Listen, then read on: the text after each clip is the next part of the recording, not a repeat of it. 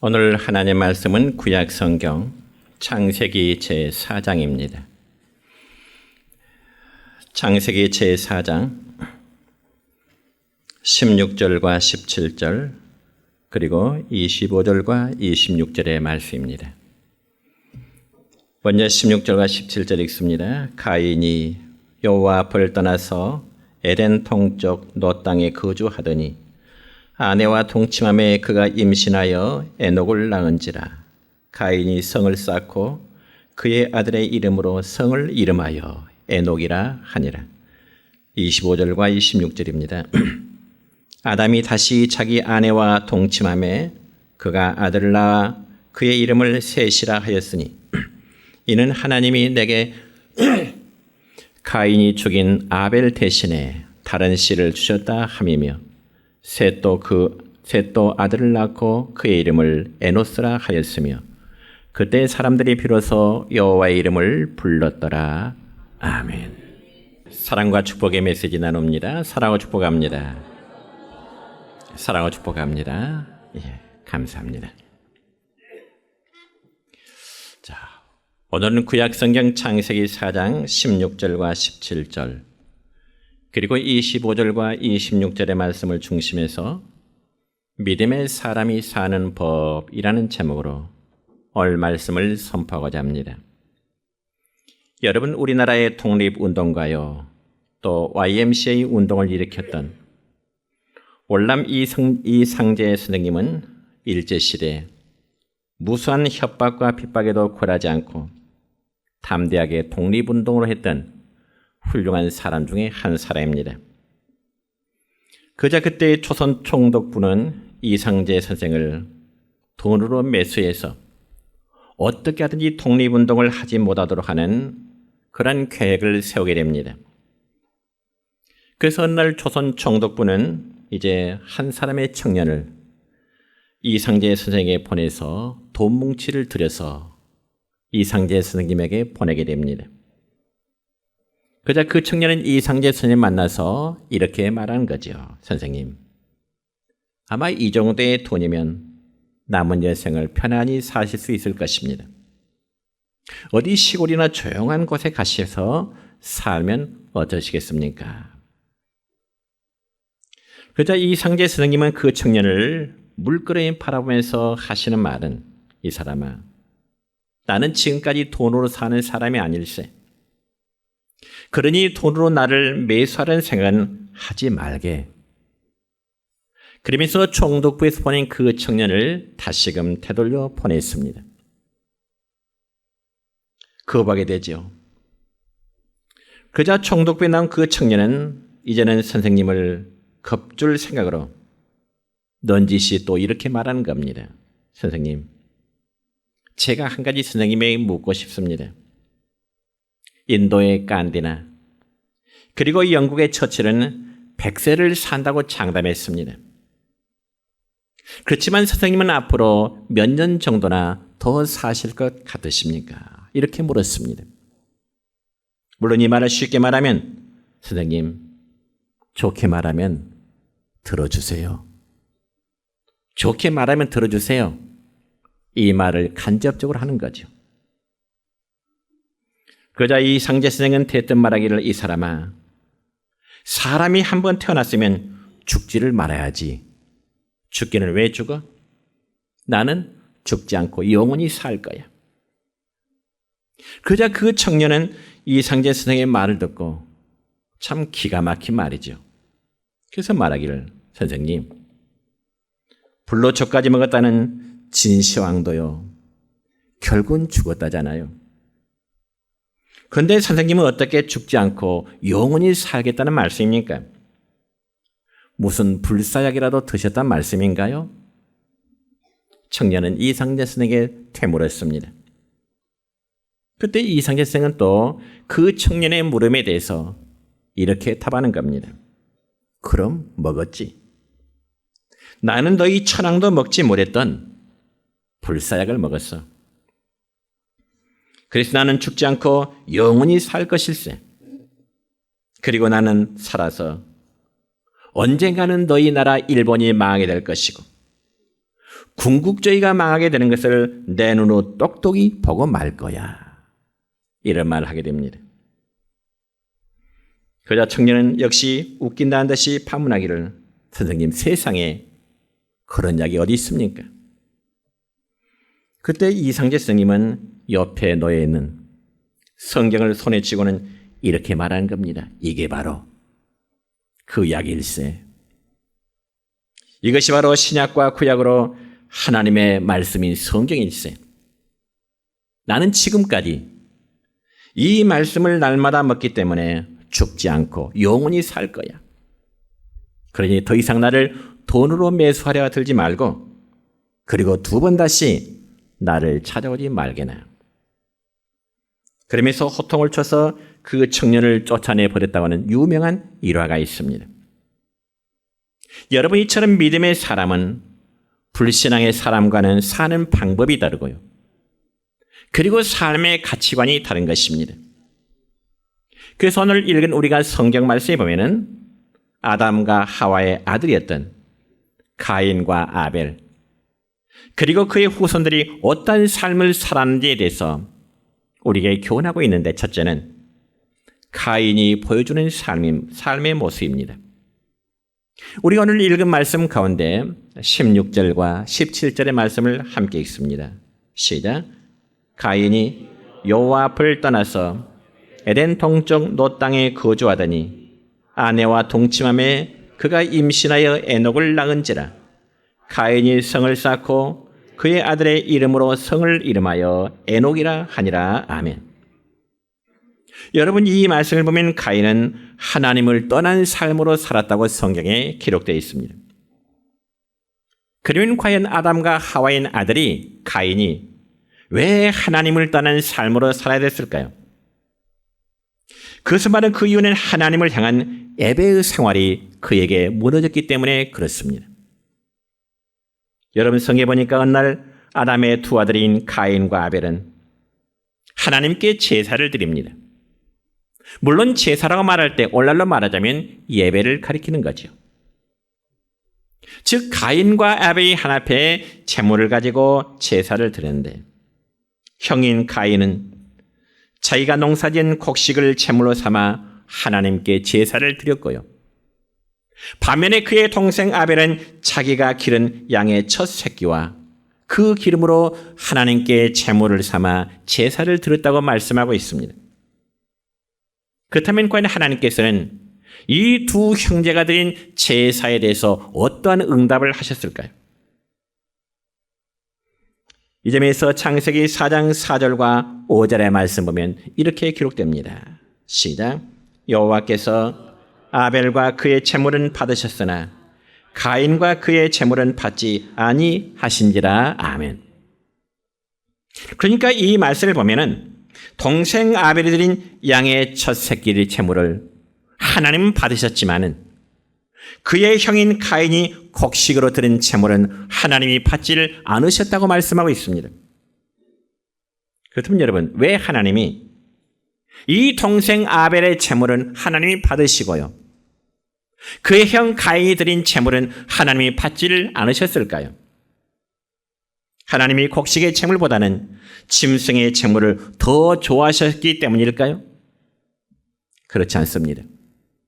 이단 정답은 우리가 신약 성경 히브리서 11장 4절의 말씀을 보면 정확히 우리에게 답을 주고 있는데, 말씀을 보면 이렇습니다. 시작. 믿음으로 아벨은 가인보다 더 나은 제사를 하나님께 드림으로 의로운 자라 하시는 증거를 얻었으니 하나님이 그 예물에 대하여 증언하심이라. 아멘. 그렇습니다. 여러분, 제사란, 혹은 오늘날 우리 예배란 인간 자신의 영달과 복락을 위해서 절대자에게 뇌물을 주는 그런 행위가 결코 아닌 것입니다. 오히려 성경에서 말씀하는 바 이 제사는 하나님께서 마련한 제도로서 범죄한 인간이 하나님 앞에 나가서 사죄의 은총이라는 감사와 그리고 하나님과의 관계를 화해를 이루어지는 그런 방편이 구약시대의 제사요 오늘날의 예배가 되는 것입니다. 그러므로 여러분, 구약 성경에서 말씀하는 바 제사란 신약 시대는 예배를 예표하고 더 나아가 인류 구속의 주체이신 예수 그리스도와 그의 사역을 한마디로 상징하고 있는 것입니다. 그리고 구약의 백성들이 하나님께 드려진 제물이 무엇이냐가 문제가 아니라 정말 믿음으로 드렸느냐, 그렇지 않느냐에 따라서 하나님이 받으시는 제물이 될 수 있고 하나님이 받지 않으시는 제물이 될 수도 있는 것입니다. 그럼 우리는 하나님께서 아벨의 제사를 영납하실 때 그의 제물 이전에 하나님이 아벨의 마음을 먼저 연락하셨음을 여러분 믿으시기를 축원합니다. 그러니까 하나님은 제물 자체에 집착하신 것이 아니라 제물을 드린 자의 마음을 하나님은 먼저 보신다는 사실입니다. 여러분, 오늘날도 마찬가지입니다. 우리가 지금 함께 예배를 드리고 있는데 분명 어떤 분의 예배는 하나님이 받으실 것이고 어떤 분의 예배는 하나님이 받지 않으실 수도 있는 것입니다. 그러면 과연 그 기준이 무엇일까요? 어떤 자의 예배를 하나님 받으시고 어떤 자의 예배를 하나님 받지 않으실까요? 그 기준이 무엇일까요? 그건 바로 방금 전에 말씀드린 히브리서 11장 4절에 말씀하듯이 믿음으로 드렸느냐, 믿음으로 드리지 않았느냐의 기준이 되는 것입니다. 그런데 오늘 본문의 말씀에 보면 가인은 하나님 앞에 믿음의 예물을 드리지 못함으로 예배의 실패자가 된 것입니다. 그럼 여러분, 가인이 예배의 실패자가 되니까 어떤 현상이 나타났을까요? 성경에 보니까 형 가인은 동생 아벨에 대한 질투심이 생겨나게 되었습니다. 그리고 그 질투심은 급기야 동생 아벨을 죽이는 인류 최초의 살인 사건이 이루어지게 된 것입니다. 그래서 오늘 본문 14절에 말씀 보면 이렇습니다. 시작. 주께서 오늘 이 지면에서 나를 쫓아내시온즉 내가 주의 낯을 배웁지 못하느니 내가 땅에서 피하며 유리하는 자가 될지라. 아멘. 그러니까 여러분, 가인은 자기들의 부모인 아담과 하와가 에덴 동산에서 범죄함으로 쫓겨난 것과 마찬가지로 가인은 지면에서 쫓겨남을 당하여 땅에서 유리하는 자가 되었다고 했는데, 한마디로 말해서 하나님을 떠남으로 그의 삶이 방랑자가 되었다는 말씀입니다. 여러분, 가인은 자기의 죄 때문에 하나님 앞에서 떠나 하나님 없는 삶으로 방황하는 자가 된 것입니다. 그럼 우리는 여기서 이 가인의 이중적인 삶을 우리는 볼 수 있게 되는데요. 첫째는 그가 정처 없이 떠드는 방랑자의 삶을 살았다는 것입니다. 물론 가인이 그와 같은 삶을 살아갈 수밖에 없었던 것은 아무리 수고해도 그에 따른 소산을 얻지 못하기 때문에 자꾸자꾸 다른 삶의 터전을 구하다 보니까 이곳저곳으로 돌아다니는 방랑자의 삶을 살 수밖에 없었던 것입니다. 뿐만 아니라 가인이 떠도는 방랑자의 생활을 해야만 했던 것은 자신의 동생 아벨을 죽인 그 양심의 가책과 그리고 고통에 짓눌려 심적인, 즉 마음의 안정을 갖지 못하기 때문에 형 가인은 이곳저곳으로 떠돌아다니는 방랑자의 삶을 살게 된 것입니다.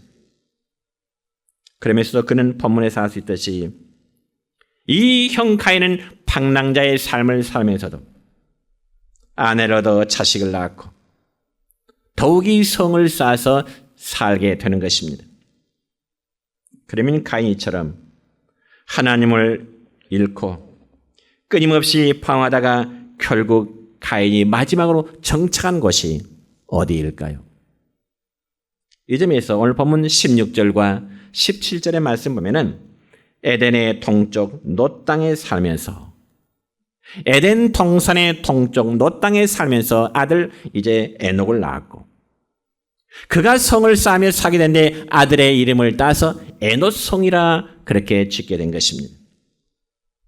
그러면서 가인은 그곳에서 자신들이 하고 싶은 일들을, 즉 죄된 생활을 마음껏 행하면서 살아가게 되는 거죠. 이처럼 가인의 삶은 하나님을 떠난 방황하는 삶이었고 그리고 죄된 본성을 즐겼던 불행한 삶이었음을 성경은 우리를 통해서 우리에게 교훈하고 있습니다.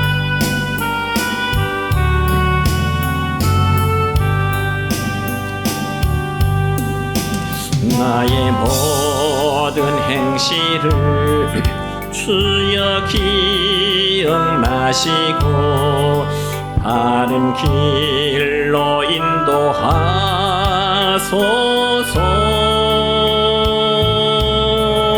기쁠 때나 슬플 때 나와 동행하시며 밤낮으로 인도하소서.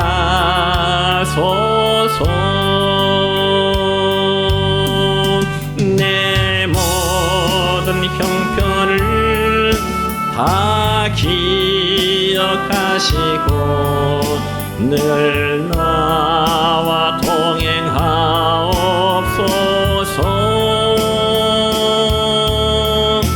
나의 생명 주 앞에 남김없이 드리니 주여 나를 지켜주소서.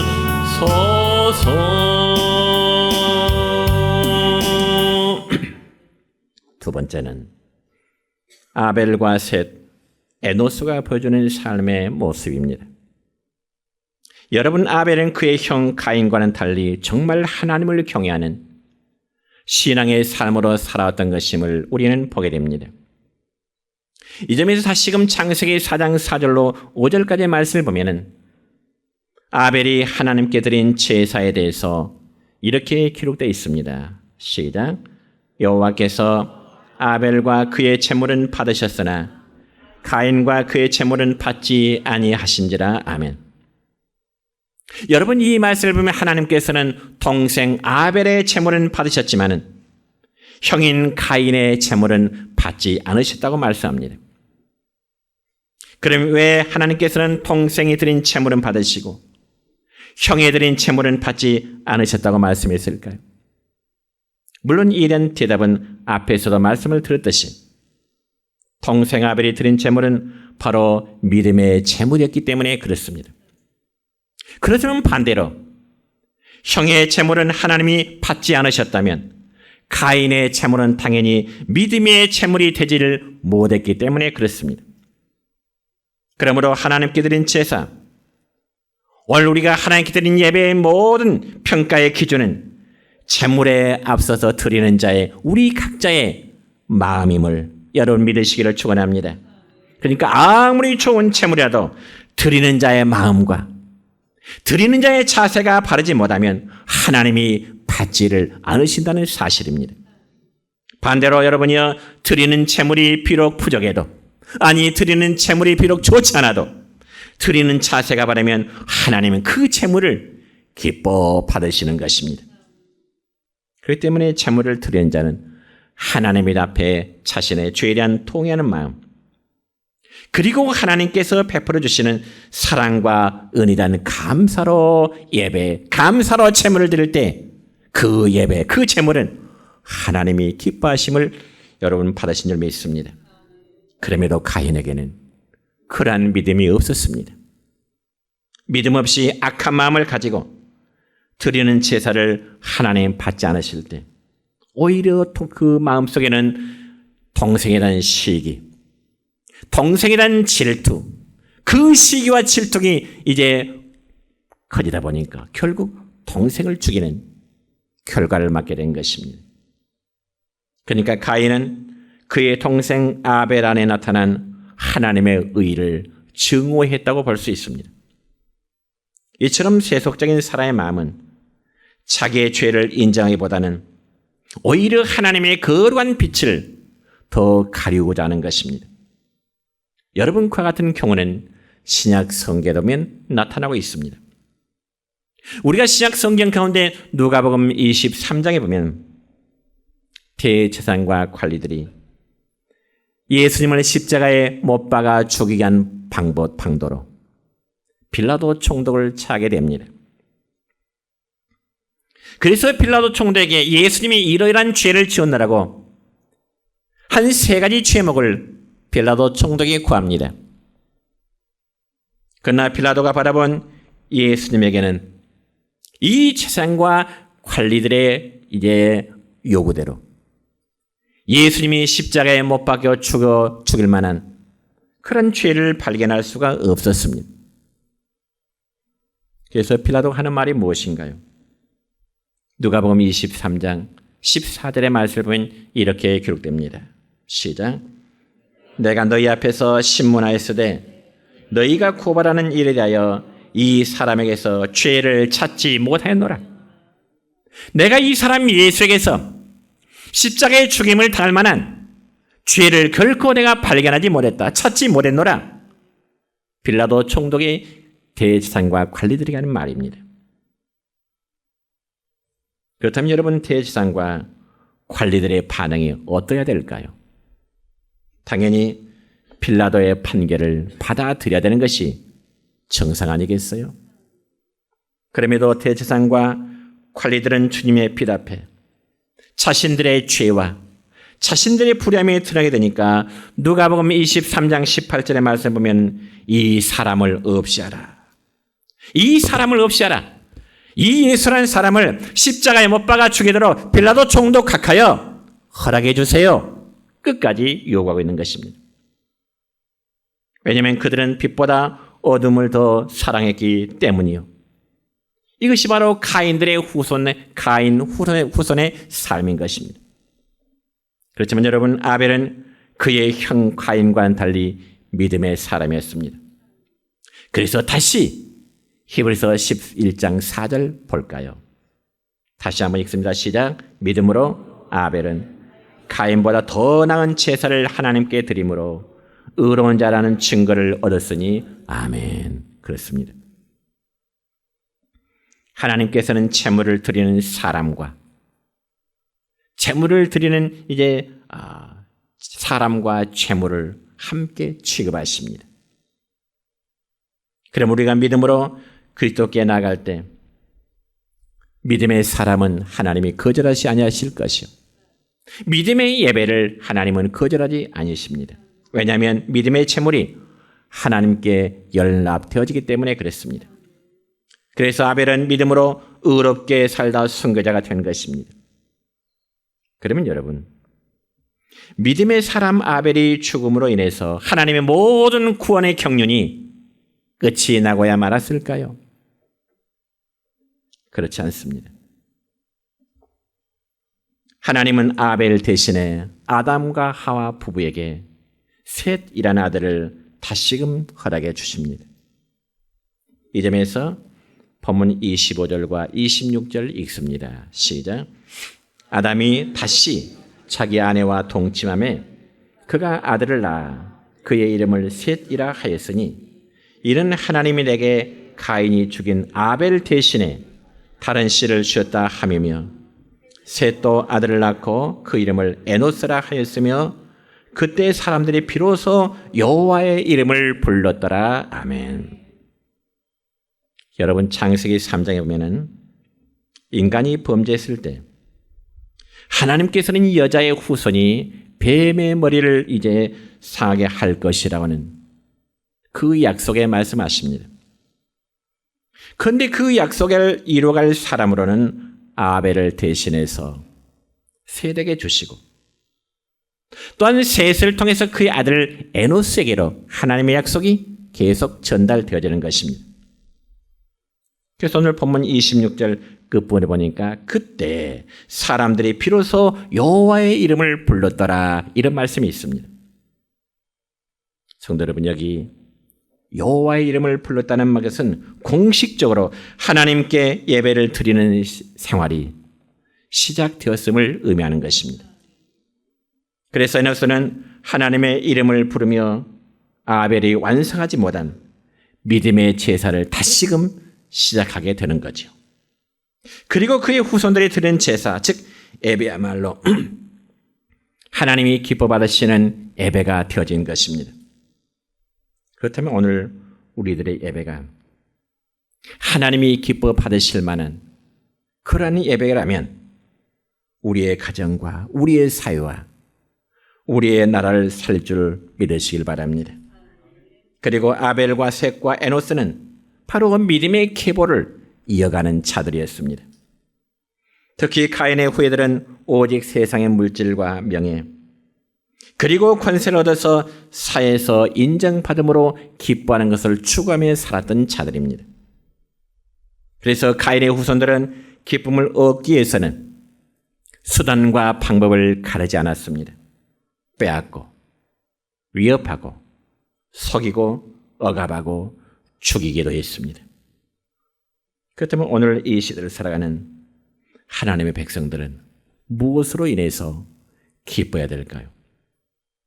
여러분, 우리는 하나님을 더 잘 알고 하나님께서 나와 함께 하신다는 그 사실 속에서 여러분 기쁨을 얻으시기 바랍니다. 만약에 하나님의 백성된 성도들이 가인의 후예처럼 산다면 사울이나 그리고 발람이나 가룟 유다처럼 믿음의 실패자가 되어야 말 것입니다. 그러므로 성도는 마음에 늘 하나님의 말씀을 마음에 새기고요. 그 말씀을 우리의 삶 속에 순종하며 살기를 노력해야 되는 겁니다. 그리할 때 성령의 역사가 우리 안에 강하게 역사할 줄 믿습니다. 여러분, 예배는 할 일 없는 사람들의 소일거리가 아닙니다. 오늘 주일날 여러분들이 교회 나오셨어요. 어쩌면 바쁜 날짜도 여러분이 교회 나오십니다. 하나님께 예배드리는 성도의 예배는 할 일 없는 사람들의 소일거리가 아니에요. 왜냐하면 예배는 우리의 몸과 마음과 성품을 다하여 산 제사로 하나님께 드리는 산 제물, 영적 제사 예배가 되기 때문에 그렇습니다. 또한 우리는 예배를 통하여 거룩하신 하나님과 교제하고 있음을 믿으시기 바랍니다. 예배를 통해서 하늘의 신령한 은혜를 받게 되는 것이고 영의 양식으로 우리의 영의 채워짐을 얻게 되는 것입니다. 그렇다면 우리는 이 예배를 통하여 하나님의 깊으신 뜻을 깨닫기를 축원합니다. 여러분, 주님처럼 사랑으로 섬기며 복음으로 사람을 살리며 세상에서 하나님 나라를 세우는 사람으로 살아갈 수 있는 자들이 되기를 바랍니다. 세 번째로 하나님은 믿음의 사람을 찾으시고 사랑하심을 믿으시기 바랍니다. 여러분, 의인은 오직 믿음으로 삽니다. 오직 의인은 믿음으로 삽니다. 이것은 절대 불변의 법칙입니다. 그래서 성도는 하나님의 은혜와 사랑, 긍휼이 아니면 살 수 없는 죄인임을 늘 고백하면서 주님의 십자가 보혈로 용서받은 존재라는 것을 늘 깨달아야 됩니다. 그리고 성도는 언제나 말씀을 청정하면서 성령의 인도하심을 따라 하나님을 기쁘시게 드리는 삶이 바로 하나님의 자녀요 거룩한 백성들의 올바른 삶의 모습입니다. 그렇기 때문에 여러분, 하나님 없이 자신을 자랑하며 사는 자들은 어쩌면 대단한 것 같지만 어리석은 자요 불쌍한 자들입니다. 여러분, 이솝의 우화 가운데 이런 이야기가 있습니다. 유난히 힘이 센 장사 개미 한 마리가 있었답니다. 그런데 그 개미는 다른 개미들이 작은 모래알을 들 때 상당히 큰 자갈을 굴리는 힘 있는 개미였습니다. 그저 많은 개미들이 이 힘센 개미를 우러러봤습니다. 그저 기고만장한 이 개미는요, 세상에 무서울 것이 없었고 못할 것이 없다고 생각하면서 보다 더 넓은 세상에 나가서 자기의 힘과 그리고 자기의 능력을 과시해보고 싶어하는 그런 마음을 개미가 갖게 됩니다. 그러나서 드디어 힘센 개미는 드디어 사람들이 많은 시장으로 나갔습니다. 그래서 힘자랑을 합니다. 때로는 이 개미가 자기의 큰 자갈을 들어올리기도 하고 또 굴리기도 하면서 자신의 힘을 괴력을 발휘했지만 누구 하나 자기를 봐주는 사람이 없습니다. 그러는 중에 그 개미는 결국 어린 아이의 발에 밟혀서 죽고 말았다는 이솝의 우화 이야기입니다. 여러분, 이 이야기 속에 나타나는 힘센 개미 이야기는 오늘날 자신의 존재를 과시하고자 하는 어리석은 모습을 단편적으로 보여주는 이야기입니다. 돈이 많은 사람은 돈으로 무엇이든지 다 할 수 있다고 생각할 것입니다. 지식이 많은 사람은 그 지식으로 못할 것이 없다고 아마 생각할 것입니다. 권세가 있는 사람은 그 자신의 권세를 과시하고자 할 것입니다. 그러나 돈이나 지식이나 그 권세는 마치 하나 앞에서 개미 한 마리에 불과할 것입니다. 우리가 가진 힘이란 별것 아니잖아요. 우리가 가진 능력 별것 아니잖아요. 그럼에도 전능하신 하나 앞에서 자신의 힘 자랑을 하려고 하는 사람들이 얼마나 많이 있나요? 그래서 하는 말은 하나님이 어디 있어? 있으면 나와보라고 해. 하나님을 믿어? 내 주먹을 믿어봐. 속된 말로 참 건방을 뜨는 사람들이 있습니다. 여러분, 참 믿음의 사람은 땅의 것으로 자랑하려 들지 않고 언제나 하늘의 소망을 가지고 살아간 자들입니다. 왜냐하면 여러분, 세상의 소망은 보이는 소망이에요. 하늘의 소망은 육의 눈으로는 보이지 않는 영원한 소망이기 때문에 그렇습니다. 그래서 구약 신약 성경 히브리서 11장 6절의 말씀 볼까요? 이런 말씀이 있습니다. 시작. 그들이 이제는 더 나은 본향을 사모하니 곧 하늘에 있는 것이라. 이러므로 하나님이 그들의 하나님이라 일컬음 받으심을 부끄러워하지 아니하시고 그들을 위하여 한 성을 예비하셨느니라. 아멘. 여러분이 히브리서 11장에 보니까 믿음의 여러 사람들을 열거하면서 믿음의 사람들은 이 땅에 소망을 두는 자가 아니라 하늘에 소망을 두는 자다, 그렇게 소개하고 있습니다. 이처럼 믿음의 사람들은 썩어질 세상 것에 소망을 두지 아니하고요, 썩지 아니할 하늘에 소망을 두는 자임을 믿으시길 바랍니다. 그리고 하나님께서 우리에게 약속해 주신 모든 것을 그리스도를 통해서, 주님을 통해서 이루어질 것을 믿고 바란 것입니다. 여러분, 이러한 믿음이 있을 때 우리는 믿음을 통하여 우리가 바란 것들을 이 세상에서 얻게 될 것입니다. 자, 이제 말씀을 맺습니다. 우리 오늘 본문의 말씀을 통해서 가인의 삶은 하나님 없는 삶으로 살았다 알았습니다. 물론 하나님이 없는 삶이란 하나님의 살아 존재하심을 부인한 것은 아니에요. 왜냐하면 가인 역시 하나님의 존재하심을 그는 분명히 믿는 사람이었습니다. 그럼에도 가인은 하나님 없는 삶으로 살았습니다. 여기 하나님 없는 삶이란 하나님의 말씀을 따라 살지 아니하는, 하나님의 존재는 인정하면서도 그 말씀을 지키지 아니하는 불신의 삶을 살아가는 것이 바로 하나님 없는 삶으로 사는 것과 마찬가지인 것입니다. 그렇다면 성도 여러분의 삶은 어떻습니까? 저는 묻고 싶습니다. 여러분, 하나님의 존재하심을 믿습니까? 하나님의 살아계심을 믿습니까? 그렇다면 우리는 그 말씀을 따라 살기를 부단히 노력해야 됩니다. 이 땅에서 아무리 화려하고 성공적인 삶으로 보여도 하나님이 없는 삶은 영적 생명이 없는 삶이요, 죄악의 삶입니다. 그리고 결국은 하나님의 진노와 심판을 받고 영원한 멸망으로 처해질 수밖에 없는 것입니다. 그런 반면에 여러분, 가인의 동생 아벨과 셋, 그리고 에노스가 보여주는 삶은 정말 하나님을 경외하며 신앙의 계보를 이어갔던 아름다운 삶이었습니다. 그러므로 하나님은 이처럼 믿음으로 사는 사람을 의롭게 하시고 사랑하심을 믿으시길 바랍니다. 그래서 믿음의 사람은 항상 하나님을 경외하는 신앙으로 말씀과 성령의 인도를 받으면서 살아가야 될 것이고, 바라기는 우리 모두의 믿음으로 하나님을 경외하는 정말 아름다운 신앙의 사람이 되어서 믿음의 계보를 이어가는, 우리와 우리 세대들에게 아름다운 믿음의 계보를 이어가는 복된 성도가 되시기를 주님의 이름으로 축원합니다.